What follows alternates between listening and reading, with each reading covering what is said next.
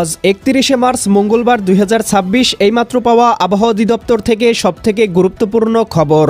আজ বিকেল থেকে রাতের মধ্যেই দেশের আকাশে প্রবেশ করতে চলেছে একটি শক্তিশালী বৃষ্টিবলয়। বৃষ্টিবলয়টি দেশের উপর দিয়ে দক্ষিণ পশ্চিমাঞ্চল থেকে উত্তর পূর্বাঞ্চলের দিকে অগ্রসর হবে, যার প্রভাবে খুলনা, বরিশাল, চট্টগ্রাম, ঢাকা, রাজশাহী, ময়মনসিংহ ও সিলেট বিভাগ সহ ভারতের পশ্চিমবঙ্গ, উত্তরবঙ্গ ও ত্রিপুরা রাজ্যের একাধিক জেলায় ধেয়ে আসছে তীব্র ঝড় বৃষ্টি। আজ ৩১শে মার্চ মঙ্গলবার এবং আগামীকাল ১ এপ্রিল বুধবার আজ এবং আগামীকাল আগামী ২৪ থেকে ৪৮ ঘন্টা কোন কোন জেলার আবহাওয়া কেমন থাকতে পারে এ বিষয়ে কি বলছে আজকের আবহাওয়ার রিপোর্ট জানিয়ে দিব বিস্তারিত। সঙ্গেই থাকুন। প্রতিদিনের আবহাওয়ার আপডেট খবর পেতে চ্যানেলটি সাবস্ক্রাইব করে বেল আইকন অন করে রাখুন।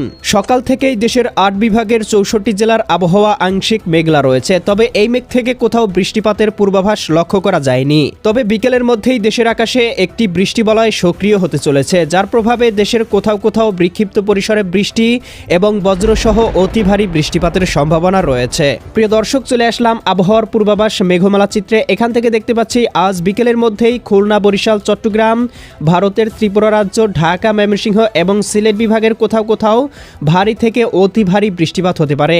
সন্ধ্যা বা বিকেলের মধ্যে দেখতে পাবো এদিকে রয়েছে খুলনা, যশোর, সাতক্ষীরা, বাগেরহাট, ঝিনাইদহ, মাগুরা, নড়াইল, কুষ্টিয়া, চুয়াডাঙ্গা, মেহেরপুর জেলাগুলোতে বিক্ষিপ্ত পরিসরে ১০ থেকে ২০ মিলিমিটার বৃষ্টিপাত হতে পারে।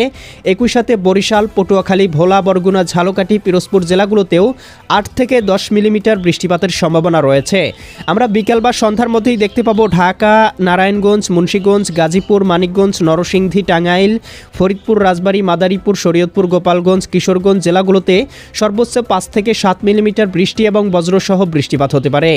একই সাথে দেখতে পাবো দীঘিনালা, খাগড়াছড়ি, লংদু, মানিকছড়ি, ফাটিকছড়ি, রাঙামাটি, হাটহাজারী, বিলাইছড়ি, নোয়াখালী, লক্ষ্মীপুর, ফেনী, কুমিল্লা, চাঁদপুর, ব্রাহ্মণবাড়িয়া এই অঞ্চলগুলোতেও হালকা থেকে মাঝারি ধরনের বৃষ্টিপাত হতে পারে। ভারতের ত্রিপুরা রাজ্য, আগরতলা, উদয়পুর, আরামপুর, আমবাসা অঞ্চলগুলোতেও হালকা পরিসরে বৃষ্টি হতে পারে। একই সাথে প্রিয় দর্শক, আমরা দেখতে পাবো সন্ধ্যা রাতের মধ্যেই এদিকে রাজশাহী, সিরাজগঞ্জ, বগুড়া, পাবনা, নাটোর, নওগাঁ, চাঁপাইনবাবগঞ্জ, জয়পুরহাট, ময়মনসিংহ, জামালপুর, শেরপুর, নেত্রকোনা, সিলেট, সুনামগঞ্জ, হবিগঞ্জ, মৌলভীবাজার, এদিকে রংপুর, গাইবান্ধা, কুড়িগ্রাম, নীলফামারী, লালমনিরহাট, দিনাজপুর, ঠাকুরগাঁও, পঞ্চগড়, ভারতের এদিকে আসাম, উত্তরবঙ্গ, শিলিগুড়ি, দার্জিলিং, কোচবিহার, জলপাইগুড়ি এই অঞ্চলগুলোতেও হালকা থেকে মাঝারি ধরনের বৃষ্টি এবং বজ্রসহ বৃষ্টিপাতের সম্ভাবনা রয়েছে।